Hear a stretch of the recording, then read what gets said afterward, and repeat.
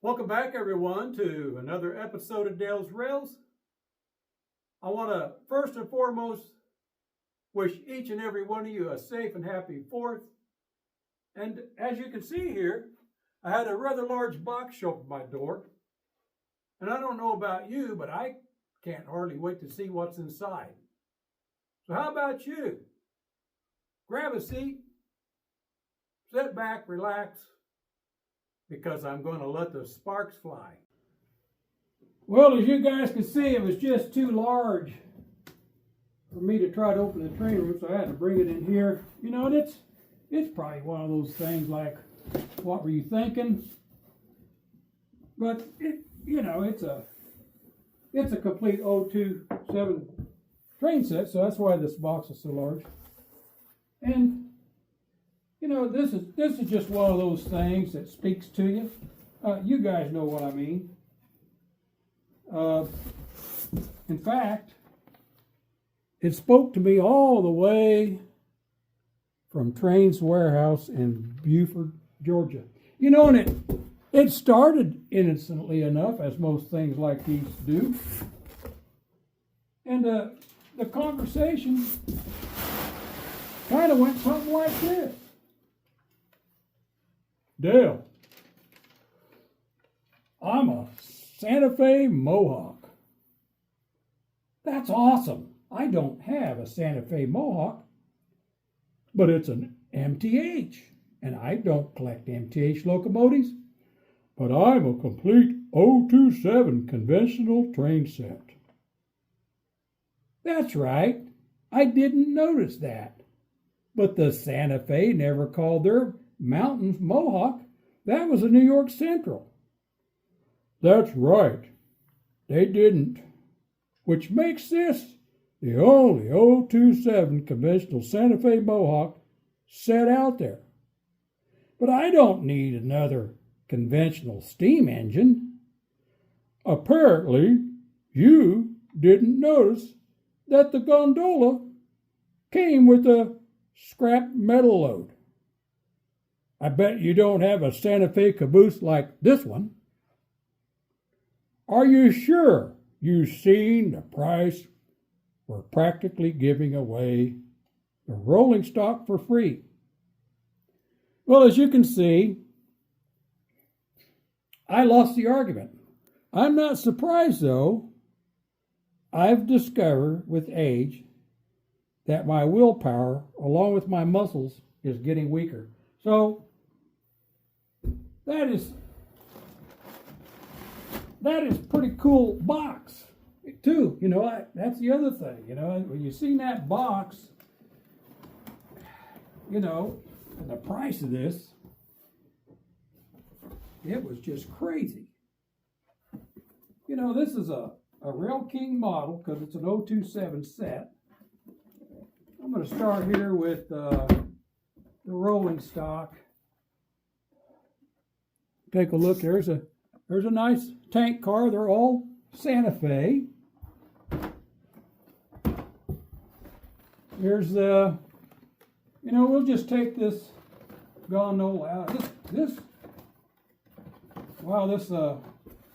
For Rail King stuff, they still pack even the cars in these styrofoam packing cartons. But look at that. That's pretty dang cool. Now, I'm probably going to do some further weathering. I want to make that look rusty. But I'll tell you what, that's a serious hunk of something. I don't know what that is. That's I think that's plaster. I think that's sometime, or else, I sure hope that's plastic. It's a little dark in here, so it's hard to see. But I'll tell you what, that load is as heavy as the entire car. And this car, it does. It has metal trucks on it, and with take a look. Yeah, with metal couplers. So that's a pretty good set. I'm not familiar with MTH, so bear with me. This is only the second MTH locomotive I've ever bought. It is conventional, so that was a bonus for me. And I know this is probably not for everybody. I'm going to go ahead and take these cars out, because we'll run them on the layout here. So there's a tanker. You know, that's a nice tank car. Nice heavy weight because of the metal trucks. It is a plastic tank and a plastic frame, but you know, it doesn't feel that light for being plastic. Get these out of the way. And here's the box car. It only came with 4 different, you know, they said this was C7 excellent. But you know, that for me, that just means it's probably C8. Their C7 is my C8. So that's the box car. Nice and heavyweight to that too, just because I guess of all the metal sprung trucks. Now, they look like they're sprung, but they're not really actually sprung, but they are convincing. And the other thing that caught my eye on this set was this caboose. I don't know what type of caboose this would be. Now, just so you know, the Santa Fe, much like Pennsylvania Railroad, they didn't call their NC5 cabooses. Well, the Santa Fe never really called their cabooses cabooses. They called them way cars. I think they even called them cabs sometime. But the most common word they would use for these is way car. So there's a way car. Now, I've never, you know, I hope somebody can let me know what style of caboose this is. You know, it got that smashed down cupola. And that caboose is nice and heavy. It is lighted. Let's take a look at the engine here. Oh, this is an awesome looking set. I like how it's packed. This thing looks to me like, I don't know where it came from, but I don't know. I'm going to have to take a close look at this and see if it's even been ran. You know, there's the instructions in it. You know, the problem with buying something, you know, especially a manufacturer you're not familiar with, you're pretty much taking your chances. But I didn't think wow, that's a good looking locomotive. It's a lot better looking in person than I thought it was going to be. So I'm real pleased with that. And I can see, it's kind of hard to see in here because of the light for you guys. You can see just a slight little bit of wear on those rollers. Like somebody ran this around the layout and then put it away. Now I'm going to have to check this out. That's a pretty serious tender. This is bigger. That thing's die cast, and it feels like, I feel like I'm holding a brick. So let's get these over on the layout. I mean, I got another item too, just, you know, not to ignore it. I got me a flat car here with some Corgi Mack trucks on there. So that Pennsylvania flat car may be changed to Santa Fe. Shh, don't say I said that. Let's go over and take a look at it running on the layout. Okay, guys, brand new locomotive over here on the workbench. Yeah, it wouldn't run. I looked in here. This thing has never, you know, MTH does a little different. This is the first time I'm ever seeing in the side of a MTH steam locomotive. So forgive me if it sounds like I don't know what I'm talking about, because I don't. I'm not familiar with this. So apparently they use a piston in here to push the smoke out the stack, and so it's screwed to the gear. Well, this piston was seized up in there. I mean, it wasn't any big deal.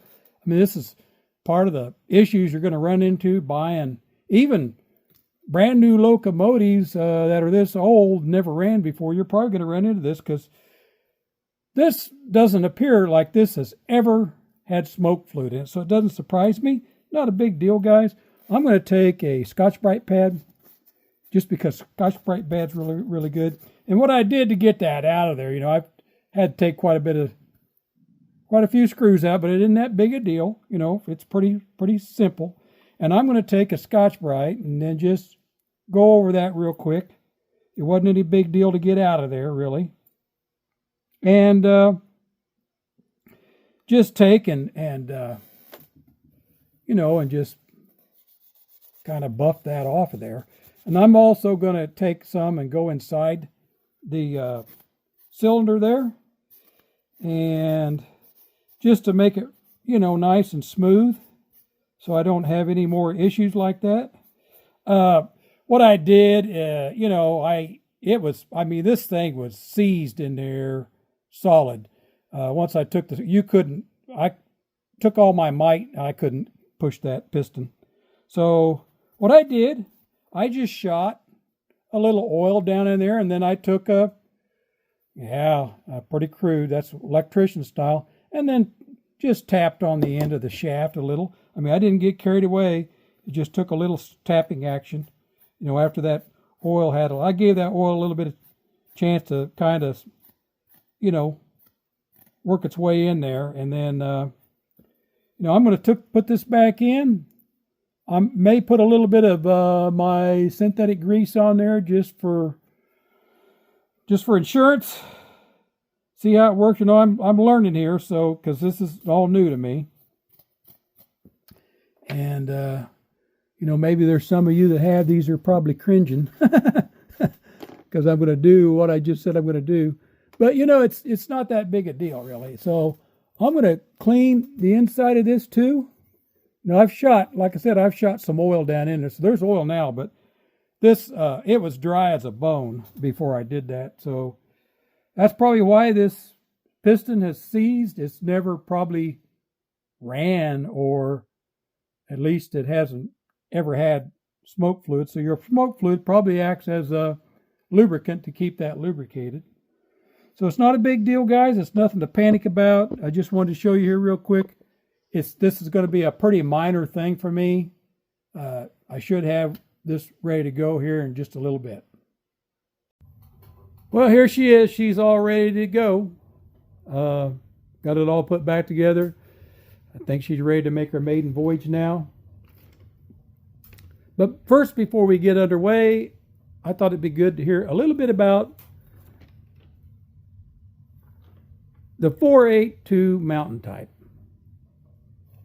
Specifically, the Santa Fe Class 3700s. Santa Fe purchased 51 of these between 1918 to 1929, all built by Baldwin Locomotive Works. These were designed to replace the Pacifics to handle the heavier passenger cars that were becoming standard and were superseded by the 484 Northern. Tractive effort of these was 56,788 pounds, weighed approximately 352,000 pounds. All were retired between 1950 and 55. Now, while Santa Fe referred to theirs as a mountain type, as did most of all other railroads, New York Central referred to theirs as the Mohawk, after the river which they ran by. Now, I know this is a fantasy set, and even though the Santa Fe Railroad never referred to their mountain-type steam locomotive as a Mohawk, I thought it was a clever idea, as it would be in keeping with their use of our Native American traditions. It just seemed to fit, so I couldn't resist. Personally, I'm not against fantasy schemes, as long as they are in keeping with the traditional railroad heralds. It's interesting that all of us within the hobby all have our own individual idiosyncrasies and what we find acceptable to model. But that doesn't mean I don't enjoy seeing others' collections that do.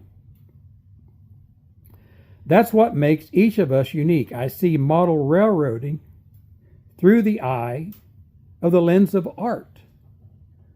Who am I to say that something isn't right?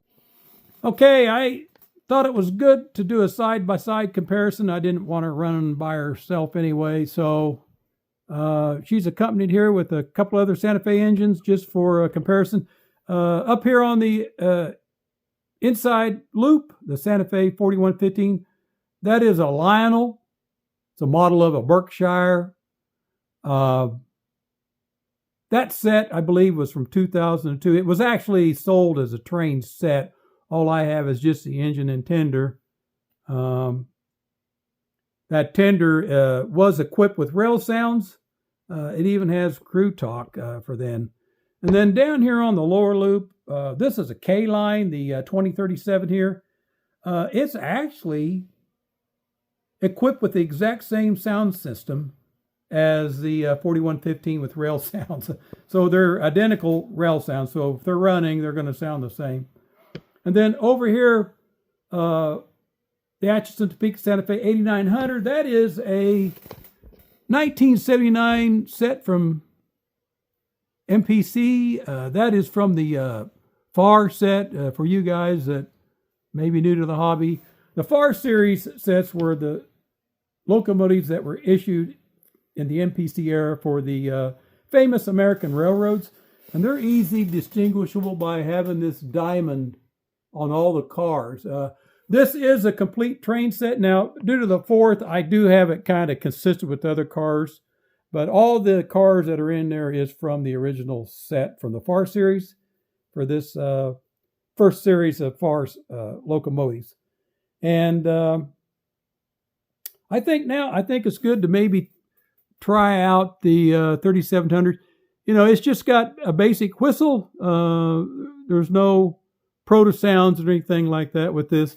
But it's pretty basic, and, you know, I'm fine with it. So take a look here real quick.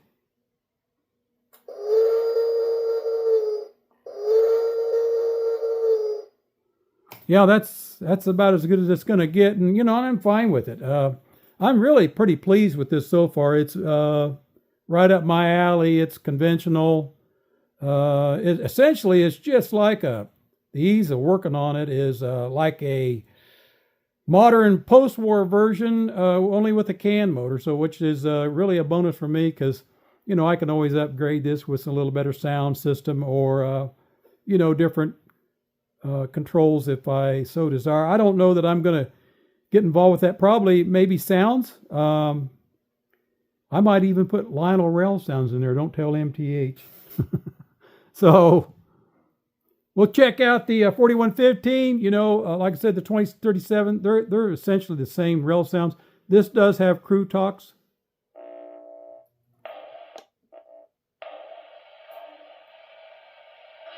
This is the Yardmaster. Please stand by. Understood. This is the Yardmaster. Please stand by. Okay, very good.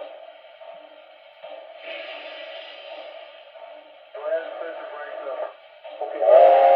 This is the Yardmaster. You are clear for departure.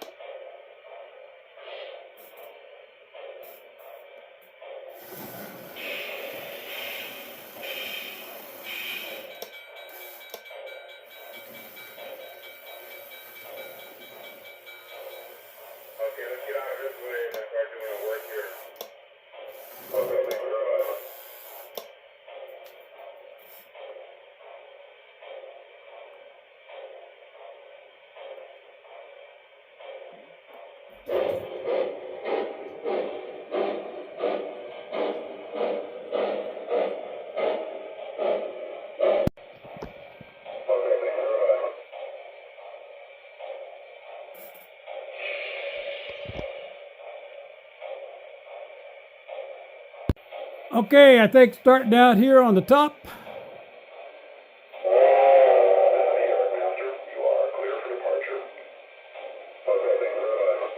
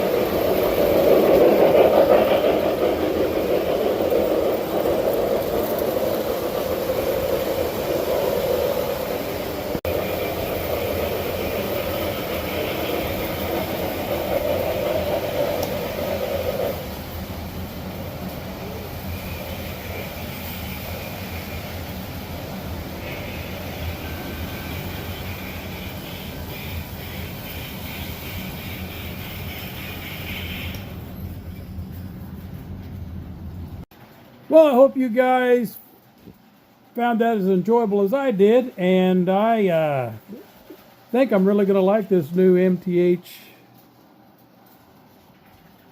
train set. So it's really pretty nice. I got to admit, and I think I'm just about as tickled of this caboose as anything else, really. So, you know, all in all, it was a really good investment. I think the whole train set was less than what I would have bought just the engine and tender for. So I didn't go wrong. That's the most I'd ever spent on shipping ever. But if you guys are not signed up with trains, you do get points. So they can be used towards your purchases for money off. I use it for shipping, and just so you know, they also offer a lot of promo codes. So, and in fact, I think they're probably running a sale this week for the 4th of July. They were running one last week, and this set here that I just bought, I thought I was going to get like 10% off on it, but it didn't apply to this because they were doing a special on steam engines. Apparently, it didn't apply to train sets with steam engines, so I was a little bit surprised about that. But I'm fine. I had quite a few points. I really didn't get hurt, but I'm starting to run out of promo codes. Once you use a promo code, you can't use it again. But your points you can always use. So, unless they just bring along another promo code. So, they're usually based off of YouTubers who have channels. I think you get a $10 discount off, or I believe you have to. I think it might be purchases over 50. Don't quote me on that, or 100. I can't remember. But you can sign up. They do have what they call their private car if you want to go that way, and it gives you first dibs on any new listings they put in. They have different price ranges for those memberships. You might look into it. I don't have one of those memberships, so I can't really speak for it. How much you actually would get off. But I do know the big advantage is, just like this set here, I was surprised, really, maybe because it was a train set and nobody's looking for train sets, but I was very surprised how much this set sold for, because this engine and tender it's a